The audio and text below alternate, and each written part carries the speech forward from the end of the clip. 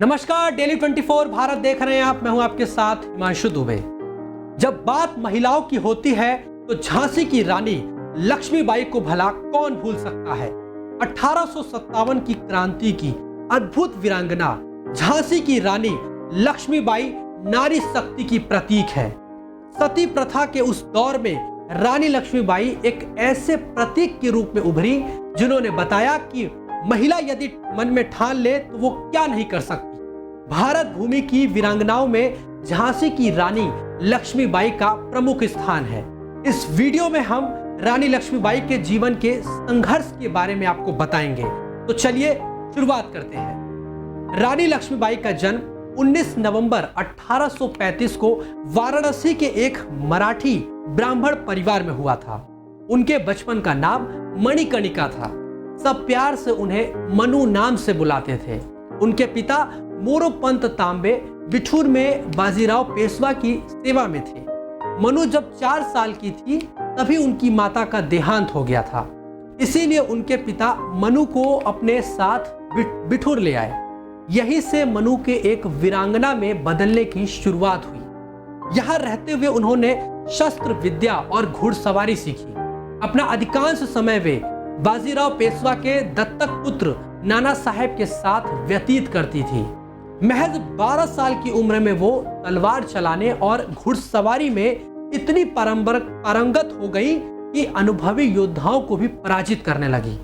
13 साल की उम्र में 1848 में झांसी के शासक महाराजा गंगाधर राव से मनु का विवाह हुआ था।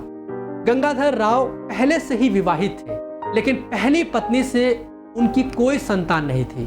शादी के बाद लक्ष्मीबाई ने एक पुत्र को जन्म दिया, लेकिन वो 3 महीने का होकर चल बसा।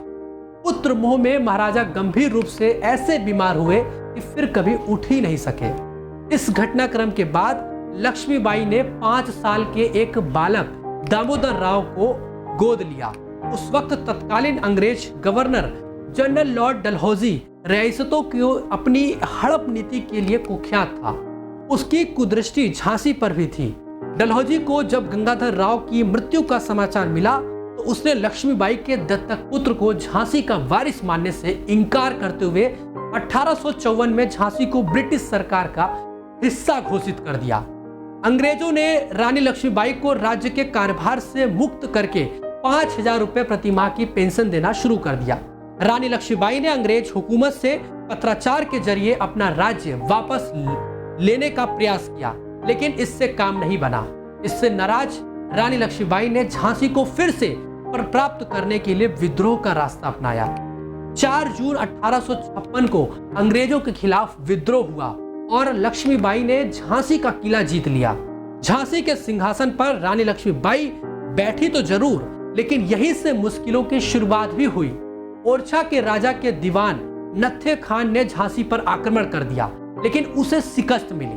हार के बाद वो अंग्रेजों की शरण में जा पहुंचा। उसने अंग्रेज जनरल ह्यूरोज को रानी लक्ष्मीबाई के विरुद्ध भड़काते और उन्हें अंग्रेजों के खिलाफ होने वाले विद्रोह का संचालक बताते हुए झांसी पर आक्रमण करने के लिए उकसाया। अंग्रेजों के पास लंबी दूरी तक मार करने वाली तोपें और विशाल सेना थी, जबकि रानी लक्ष्मीबाई के पास गुलाम गौस खां और खुदा बख्श जैसे जाबाज योद्धा थे। एक विश्वासघाती की मदद से अंग्रेजों ने झांसी किले में प्रवेश कर लिया।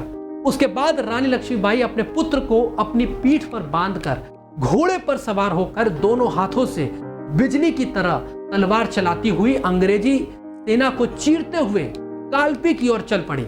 झांसी और कालपी के बीच कवच नामक स्थान पर अंग्रेज और राव साहेब की सेनाओं में युद्ध हुआ, जिसमें राव साहब की सेना को मुंह की खानी पड़ी। इस बीच रानी लक्ष्मीबाई कालपी के किले में अंग्रेजी सेना से घिर गई। जैसे तैसे वे ग्वालियर की ओर निकल गई। वहीं आकर उन्होंने ग्वालियर के महाराजा और बांदा के नवाब से सहयोग मांगा, लेकिन दोनों ने मदद देने से इनकार कर दिया।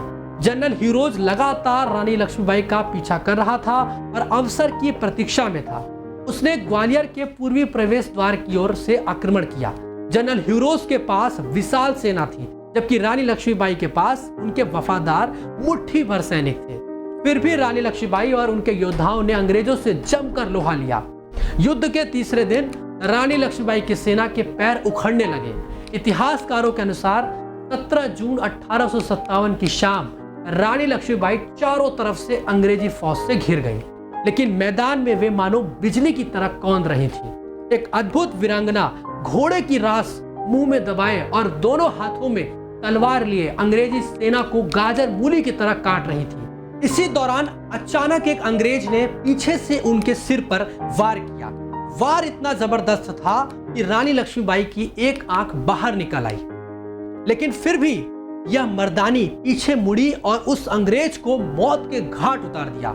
रानी ने अपना घोड़ा आगे बढ़ाया, लेकिन घोड़ा नाले के पास अड़ गया और वे आगे नहीं जा सकी। उनके शरीर पर तीर और तलवारों की कई चोटें लगी, जिनसे आहत होकर वे जमीन पर गिर पड़ी। आजादी के लिए प्राणों का बलिदान करने वाली वीरांगना लक्ष्मीबाई मरकर भी अमर हो गई। तो ये थी झांसी की रानी लक्ष्मीबाई की कहानी। फिलहाल इस रिपोर्ट में अभी के लिए बस इतना ही। बाकी देश व दुनिया की तमाम बड़ी खबरों को देखने के लिए आप देखते रहिए डेली 24 भारत। नमस्कार।